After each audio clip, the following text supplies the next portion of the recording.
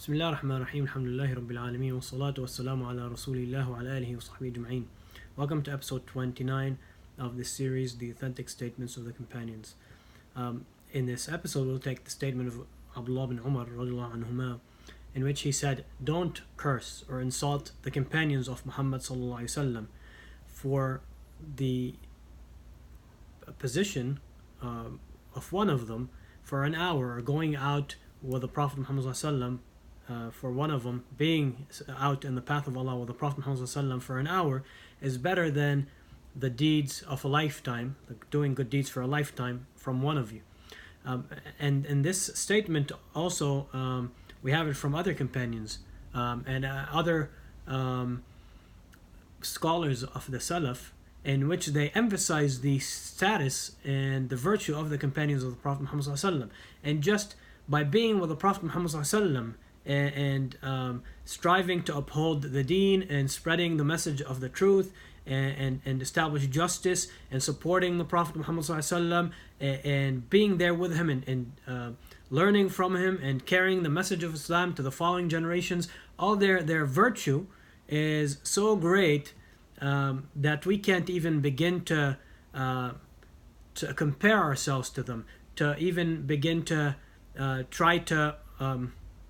do what they did to serve the deen of the Prophet, to serve the deen of Allah and be with the Prophet Muhammad sallallahu alaihi wasallam. So the status and virtue of being a companion of the Prophet Muhammad sallallahu alaihi wasallam is so high that we shouldn't even people shouldn't even compare themselves to the virtue of the companions or think that they have reached their status. Now, what about the people, unfortunately, who have come after the companions, who haven't put forth in the service of the deen not even a fraction of what the companions have done in the path of Allah, and yet you have these people who are criticizing, trying to detract and insult and curse the companions of the Prophet Muhammad sallallahu alaihi wasallam. That is truly number one, not understanding their virtue and their role in passing the deen to us. We wouldn't have gotten the Quran or the authentic Sunnah of the Prophet Muhammad sallallahu alaihi wasallam if it wasn't for the companions who learned it, who understood it, who practiced it, who preserved it, who passed it on down to the following generation that came after them of the tabi'een.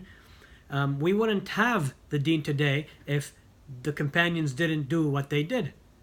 in their role in preserving the deen and passing it down to us. Number two, we don't truly recognize and give them credit for what they did during the time of the Prophet Muhammad ﷺ in terms of supporting him, in terms of establishing justice and spreading the truth and calling people to worship Allah alone and learning from the Prophet Muhammad ﷺ and their virtue. We don't truly recognize them and give them credit for that. And also the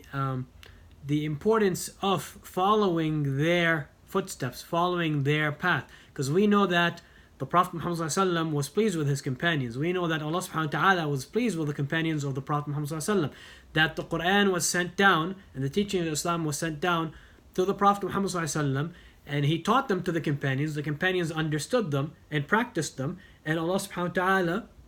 sent down revelation confirming that he was pleased with the companions of the Prophet Muhammad ﷺ,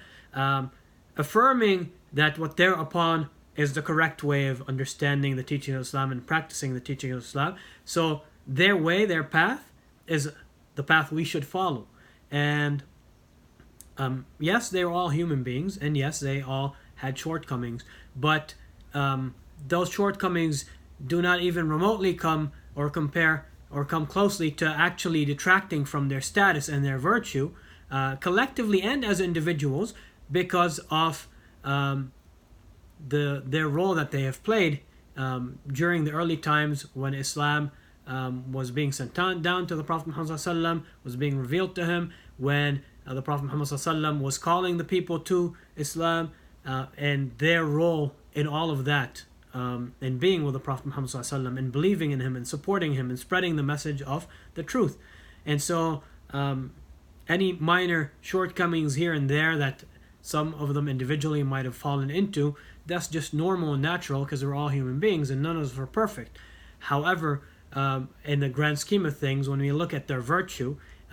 collectively, as the generation of the Prophet Muhammad of the first generation of Islam, who were with the Prophet Muhammad and how the Prophet praised them and said the best generation is my generation, and as well as when we look at them individually and their sacrifices and their deeds and actions and their role, again collectively and as individuals,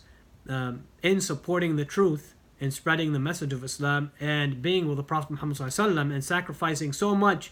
to uphold the deen and spread the deen, then we truly realize their status. We truly realize who the companions are. Barakallahu feekum, jazakumullahu khaira, wassalamu alaikum wa rahmatullahi wa barakatuh.